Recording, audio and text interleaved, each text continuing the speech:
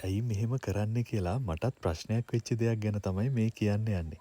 අපේ අම්මා අවුරුද්දට හරි විශේෂ අවස්ථාවකට හරි කැවුම් හදනකොට තාච්චිය ලිපේ තියලා තෙල් හැන්දයි තෙල් කූරයි දෙක කතිරෙට තියලා ඒකේ කොටු හතරට පිළිවෙලින් තෙල් වක් කරනවා. ඉතින් ඒ වෙලාවට කතා කරන්න එහෙම නැතුව තමයි මේ වැඩේ කරන්නේ. ඊට පස්සේ හැන්දයි කූරයි දෙක අයින් කරලා වැඳලා එහෙම තමයි කැවුම් ටික තෙලට දාන්නේ. අම්මලා නම් කියන්නේ ඉතින් ඒක හරියට කෙමක් වගේ එතකොට කැවුම් ටික පිච්චෙන්නේ එහෙම නැතුව ලස්සන්ට පිළිවෙලට හදාගන්න පුළුවන් කියලා. ඉතින් ඔයාලගේ පැතිවලත් මේ වගේ චාරිත්‍ර තියනවාද? තියෙනවා නම් ඒ ගැන පොඩ්ඩක් කියාගෙන යන් හැමෝටම දැනගන්න පුළුවන් වෙන්න. සමහර වෙලාවට ඔයාලට හිතෙන්න පුළුවන් මේවා එච්චර වැදගත් දේවල් නෙවෙයිනේ කියලා.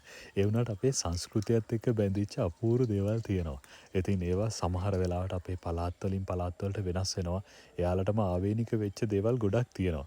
ඉතින් ඒ වගේ දේවල් පොඩ්ඩක් බෙදා හදාගන්න එක නැත්නම් ඉස්සරහා ලෝකෙට ගෙනියන එක ඉතිරි වෙලා ඉන්න අපිත් ඉදිරි පරම්පරාවට ගෙනියන එක සමහර වෙලාවට ලස්සන දෙයක් වෙන්න පුළුවන් ඒ ඉදිරි පරම්පරාවට.